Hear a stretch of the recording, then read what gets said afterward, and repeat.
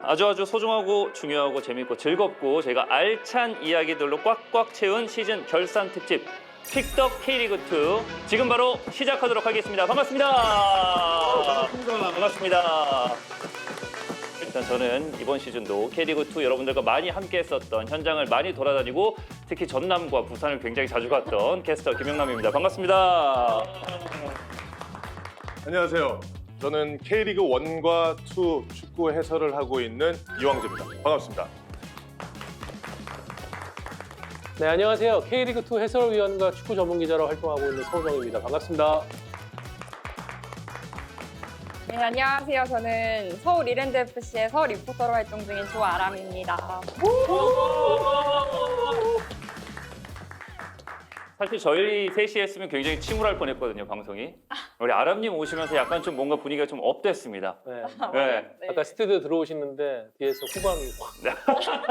무엇보다도 아람님도 뭐 K리그2를 즐기고 K리그1도 뭐 자주 보시는 이 팬분으로서 서우정 기자님이랑 이황재 위원님에 대해서 알고 계실 거 아니에요? 아, 당연하죠. 두 분에 대해서 좀 어떻게 생각하시나요? 용남 캐스님도 그렇고 저는 사실 처음 뵀을 때 와, 꿈인가? 제가 정말 많이 뵀던 분들이거든요. 정말로 정말 좋아하시던 분들이라 이 절대 안 자리가 믿는 너무 눈치신데요. 영광스럽습니다. 네. 굉장히 우리 훈훈하게 시작을 많은 좋아해요. 덕담으로. 자, 그럼 뭐 어느 정도 저희 이렇게 기본적인 이야기 했으니까 오늘 저희가 함께 하게 될 픽덕 K리그2 한번 시작을 해보도록 하겠습니다. 여러분 혹시 또대급이라는 말 다들 아셨나요? 또대급? 알려주세요. 알려주세요. 아, 저는 워낙 중계 때 많이 써가지고 네. 본인이 만든 유행어 아니에요 혹시? 제가 만든 유행어는 아닙니다만 K리그2는 그런 이야기가 있습니다. 매 시즌이 역대급이다. 그래서 또대급이다라는 이야기가 들려서 거기서 나왔다라고 봐야겠죠. 네. 근데 진짜 올 시즌이 정말 역대급 시즌이었던 것 같아요. 최다 팀인 14개 팀이 참가를 했고 최다 관중인 22,635명이나 모였다고 하고 이제 원래 같았으면 K리그2가 될까? 였으면 이제 올해는 K리그2가 되네로 발전했던 시즌인 것 같습니다. 그래서 이제 이것만 보시면 올 시즌 2025년 K리그2를 딱 정리할 수 있게끔 그런 주제들을 가지고 이야기 나눠보려고 하는데 맞죠, 영남님? 네, 맞습니다. 네, 모든 것들을 정리를 잘 해주셨고 그러면 이제부터는 제가 본격적으로 들어가 보도록 하겠습니다. 픽덕 K리그2 첫 번째 주제는요. 왜 내려왔는지 지난 시즌 좀 이해가 안 됐던 바로 그 팀입니다. 압도적인 레이스로 K리그2에서 우승을 차지하게 되면서 K리그1으로 곧바로 이제 승격을 하게 됐습니다. 강등당하고 나서 바로 올라가는 일? 쉬운 일들 아니잖아요. 그럼요. 근데 그걸 인천이 또 해냈어요. 그런 모습을 봤을 때 두 위원님들께서는 좀 어떻게 느끼셨나요? 저는 사실 예상을 하고 있었습니다. 인천은 에이스들을 계속해서 보유를 했고 새로 보강된 선수들이 즉시 전력감으로 들어왔었고 또 이 선수들이 또 K리그 1에서 활약하던 선수들이잖아요. 저는 그리고 가장 마지막으로 키포인트는 윤정환 감독입니다. 감독상을 받은 윤정환 감독이 K리그 2를 간다. 그리고 인천은 전력적으로 봤을 때 2에 있는 팀들보다 월등히 앞서는 상태인데 여기서 무너질까라는 생각을 했었는데 역시 저는 이변은 없었던 그런 시즌이 아니었나 이렇게 생각이 됩니다. 저도 과거에 이제 K리그2에서 다이렉트 승격을 했던 팀들을 보면은 공통점, 이황재 위원님 말씀해주신 마지막 포인트가 맞는 것 같아요. 얼마나 역량이 있는 좋은 감독을 데리고 오느냐. 과거에 뭐 제주도 남길 감독을 데려와서 바로 승격을 했고, 광주도 이제 박진석 감독이나 이정효 감독하고 함께 하면서 그런 결과를 냈는데, 저는 윤정환 감독이 인천으로 왔을 때 인천에게는 정말 큰 힘이 되겠다고 생각한 게 뭐냐? 윤정환 감독은 과거 일본 무대에서 감독 생활을 하면서 이미 승격을 시켜본 경험이 있단 말이에요. 그러니까 승격의 로드맵을 머릿속에 갖고 있는 지도자이기 때문에 이거는 인천에게는 너무 큰 경쟁력이 되겠다라고 생각을 했고 또 이제 동계훈련을 소화하는 동안에 여러 가지 들려온 정보나 이야기들이 뭐였냐? 인천이 준비가 굉장히 잘 돼 있다. 동계훈련 동안 치른 경기에서 한 번도 안 졌어요. 실점도 거의 안 했어요.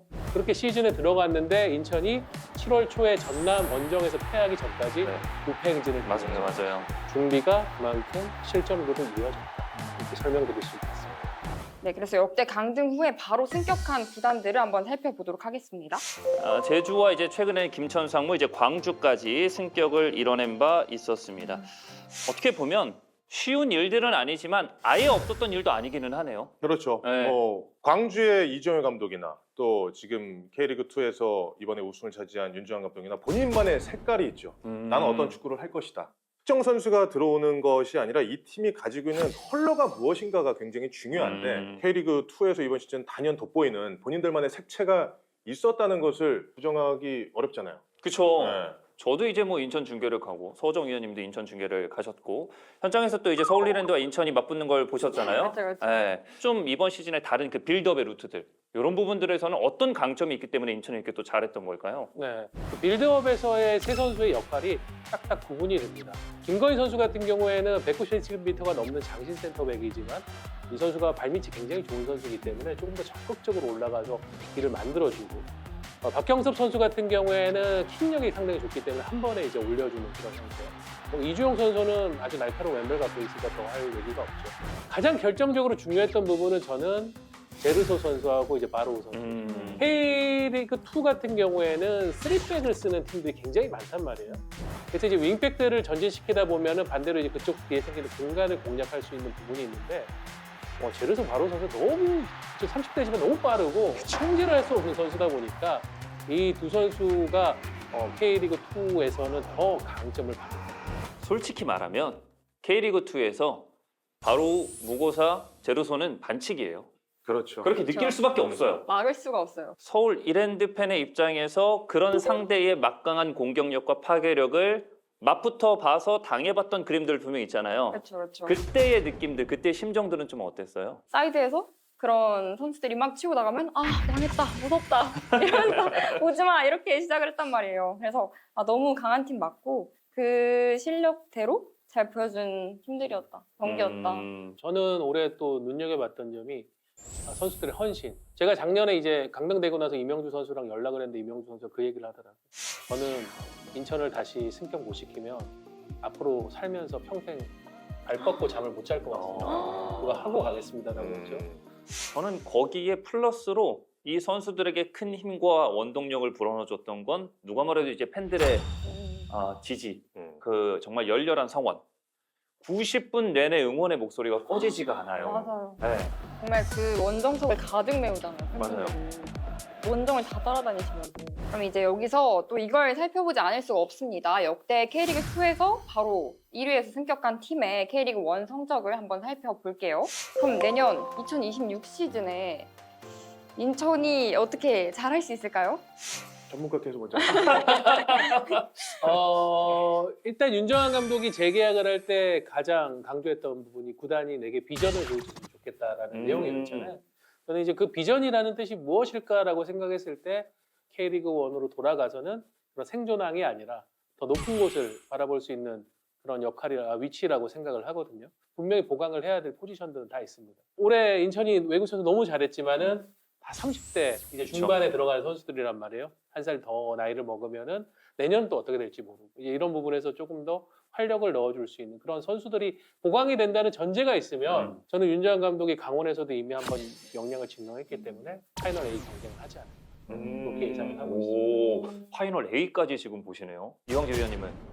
파이널 A에 도전할 수 있는 그런 역량은 충분하다고 저도 생각을 해요. 근데 윤주환 감독은 그 경험이 있습니다. 그래서 저도 인천의 스쿼드 그리고 보강해야 될 부분은 분명히 존재하지만 파이널 A에 대한 도전은 이미 윤정환 감독의 머릿속에는 이미 다 계획이 되어 있지 않을까. 저는 그렇게 감히 생각을 합니다.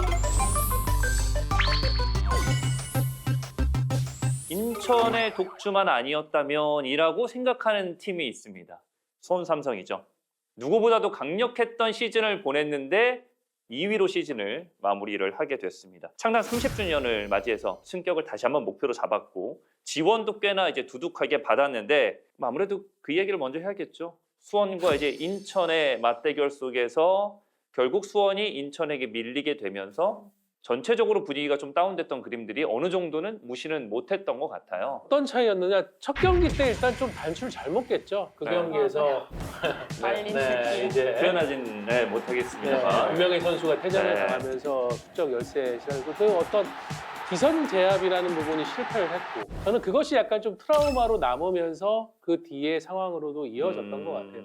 거기다가 좀 수원이 이상한 애만큼 상성상 어려운 팀들이 있었잖아요. 그렇죠. 가장 대표적인 팀이 그렇죠. 서울. 네. 마지막에는 변동환 감독이 한 방 먹였지만 네. 서울 이랜드도 약간 수원 입장에서는 인천처럼 넘지 못할 벽인가라는 그런 어려움을 줬고, 그러니까 다른 팀들은 정말 수원이 잘 요리를 했다고 보는데 지난 시즌 승격을 한 안양보다도 승점을 훨씬 더 많이 쌓고도 그렇죠. 2위에 그친. 그러면 이제 K리그 2에서 두 번째 시즌을 올해 맞았는데 수원 삼성의 명과 암에 대해서 얘기를 해볼게요. 이른바 수원 경제 효과. 올해 수원이 원정 관중이 K리그 1, 2를 합쳐서 가장 압도적으로 많습니다. 아. 3,000명대를 넘었어요. 제가 기억에 남는 거는 광양 원정을 그때 네. 수원이 갔는데 그때가 이제 여름이다 보니까 저녁 경기잖아요. 보통 그러면 1박을 하고 간단 말이에요. 맞아요. 광양 시내가 전부 수원 유니폼을 입은 팬분들께서 음식점, 술집, 숙소 어디를 가든 있는 네. 거예요. 그런 걸 보면서 이게 말로만 듣던 그 수원 삼성 경제 효과구나. 반대로 그런 냉정한 목소리도 있어요. 반갑지만 과연 수원이 그럼 계속 K리그 2에 있어야 되는 것이다. 그것은 아니다. 왜냐하면 지금 수원 삼성이 2부 리그로 내려온 지 2년째가 되면서 슈퍼매치가 지금 끊겼잖아요. 그렇죠. 이런 부분들이 수원 팬들도 사실은 우리가 여기 잠시 내려온 거지 여기 계속 있을 건 아니야라는 생각으로 열심히 응원 가는 거지. K리그 1 37라운드 제주하고 대구의 경기였었거든요. 네네. 근데 중계 카메라에 수원 삼성 팬들이 잡힙니다. 어디에나 있습니다. 중립석이 있잖아요. 네. 거기에 수원 삼성 팬들이 앉아 있으니까 중계 카메라도 그걸 잡는 거예요. 왜 왔냐? 이미 팬들은 전력 분석하러 온 겁니다. 그랬는데 또 수원 삼성이 지난 시즌보다는 나은 성적을 보여줬고 승격 플레이오프까지 갔습니다만 제주에게 발목을 잡혔습니다. 이렇게 되면서 또 한 시즌을 2026 시즌을 K리그 2에 남아야 되는 상황이 돼버렸습니다. 너무 아쉽죠. 홈에서 열렸었던 1차전 같은 경우에 수원이 상당히 유리한 입장이었어요. 한 주 동안 경기가 없었고 충분한 회복과 휴식을 통해서 체력적으로 이제 4월 만에 경기를 치르는 제주를 밀어붙여서 그 18,000 홈관중 앞에서 이건 반드시 잡았어야 되는 경기인데 내용을 주도하고도 패했다는 점이 결국은 2차전으로도 그 여파가 이어졌다라고 볼 수밖에 없고, 근데 이게 1년 또 길어지면은 팬들도 구단도 그리고 모기업도 인내심이 과연 유지가 될까? 저는 이제 그 부분이 가장 우려스럽긴 해요. 저는 다음 시즌에 수원 삼성이 승격하지 못하면 네. 이건 안 된다고 봐요. 다음 시즌은 승격 이벤트 시즌입니다. 네, 승격하기에 너무나도 좋은 시즌이고 아마 투 역사에 있어서 이보다 더 좋은 기회는 없다고 봐야 되거든요. 그쵸? 앞으로도 이 기회까지 잡지 못하게 된다면 언제 올라갈 거예요. 그래서 다음 시즌은 어떻게든 승격할 수 있는, 사실 플레이오프 가면 안 되고요. 네, 다이렉트 다이렉트로. 승격할 수 있는 순위를 만들어야 할 필요가 있겠죠. 아람님은 좋으실 것 같아요. 근데 승점 이게 따내는 거잖아요, 무조건. 사실 그 의미보다는 이제 수원 삼성과의 경기를 치를 때 원정 버스로 주차장이 꽉 차요. 그리고 1시간 전인데도 이제 유니폼을 입고 계신 팬들로 저희 경기장이 꽉 찰 정도라 뭔가 항상 K리그 2의 부흥을 위해서는 여기에 조금 더 있으면 좋겠다라는 생각도 같이 했단 말이에요. 좋아하는 거 많네. 행복해 하시는 것 같은데. 그러니까요. 그래서 이제 올해 같이 저희랑 올라가면 되니까 이렇게 된 거 그냥 같이 으쌰으쌰 해서 함께 올라갔으면 좋겠습니다. 끝이 좋으면 뭐 마무리 네. 잘하셔가지고. 같이 올라가자. 이번에는 좀 이번 시즌 K리그 2의 기묘한 이야기를 해보려고 합니다. K리그 2는 팀의 감독이 2명이라 K리그 2라는 이야기가 있기도 한데 위험한 발언인데. 네, K리그 2의 감독 대행 팀을 한번 볼게요. 경남, 천안, 충북, 청주, 안산, 충남, 아산까지 14개 팀 중에서 5개 팀이 지금 감독 대행 체제로 경기를 치렀습니다. 물론 리그에서 한 시즌을 치르면서 이제 감독이 교체되는 경우는 어디에도 빈번하게 있는 일이지만 우승과 ACL 경쟁, 파이널 A, B, 한 팀 자동 강등과 두 팀 승강 플레이오프라는 다양한 결과를 상대해야 되는 K1의 12개 팀과 비교했을 때 승강 플레이오프만 걸려있는 K2에서 이런 결과가 나오는 게 조금 의아하기도 하단 말이에요. 기대치에 비해서 순위가 올라가지를 못하니까는 이제 모든 팀들이 감독의 사임이라든가 경질을 버튼을 눌렀는데 좀 사실은 깔끔하지 못했어요. 충남 아산 같은 경우에 이제 배성재 감독이 시즌 도중에도 이미 한 차례 경질 통보를 받았다가 그것이 취소됐다가 결국은 경질이 되는 네. 총극도 있어. 뭐 안산 같은 경우에는 이관우 감독이 물러났지만은 이 부분에서 정확한 정리를 하지 않다 보니까 이제 법적인 문제까지 언급이 되는 그런 상황을 봤는데 이런 부분이 어떻게 보면 이제 K리그 2가 지금 점점 좋은 이미지로 우상향하고 있는 데 있어서 또 반대로 나쁜 이미지를 주는 부분인 것 같아요. 감독은 K리그 2 같은 경우에 아무래도 감독들의 연봉이 높지 않다 보니까 경질에 대한 판단도 좀 쉬운 것 같고 그러다 보니까 구단들이 좀 더 깔끔하게 감독 교체를 진행하지 못하고 여러 잡음들을 만드는 거예요. 팀의 전체적인 문제라고 봐야 될까요? 아니면은 구단이 우리가 결과만 바라보는 그 목적성 하나 때문에 운영하는 방안에 대한 문제가 좀 있다고 봐야 되는 걸까요? 기존 감독을 경질을 시키고 혹은 뭐 사퇴를 하고 감독 대행 체제로 갔을 때 과연 이 팀이 기존 감독의 이탈 이후에 구단의 수뇌부가 원하는 대로 정상 궤도로 들어갔느냐라고 우리가 생각을 해보면 또 막상 그렇지는 않습니다. 그러면 2차적으로 계획했었던 것조차도 정확하게 지금 노선을 잡지 못했다는 느낌을 받을 수 있거든요. 경남이라든지 충북 청주, 충남 아산 이런 팀들은 최소한 우리 플레이오프권, 5위권, 5위 경쟁을 할 수 있는 팀까지 우리 갈 수 있을 것 같아 라는 생각을 했던 것 같아요. 그런데 막상 시즌의 뚜껑이 열리고 보니까 지금 거기에 가기에는 너무 힘들어 보이고 이거 어떻게 해야 되지? 라고 했을 때 구단의 수뇌부들이 가장 먼저 건들 수 있는 자리는 바로 감독이죠. 그러니까 감독의 이 독이 든 성배라는 것이 맞는 게 K리그2에서 유난히 더 드러나는 것 같고 주변에 있는 지도자들하고도 이야기를 해보면 감독이라는 제안이 왔을 때 팀의 상황, 네. 어떤 컨디션 이런 거 생각하지 않고 일단 잡는다고 합니다. 왜? 나의 인생 커리어에 있어서 감독은 한번 해봐야 되니까 그리고 여기서 찍고 내가 올라갈 수도 있고 근데 그렇게 시작했을 때 지금 뭐 우리가 이야기했듯이 반년 만에 한 시즌도 채우지 못하고 그 경력이 끝나게 되면 다시 감독 자리로 돌아가기 너무 힘들단 말이에요. 만약에 우리 팀이 계획한 대로 가지 못한다고 한다면 그리고 우리가 계획한 곳에서 틀어졌다면 그 문제점을 무조건 감독에서만 찾는 것은 우리가 조금 개선을 해야 되는 그런 축구 문화가 아닌가 저 개인적으로 그렇게 좀 생각을 합니다.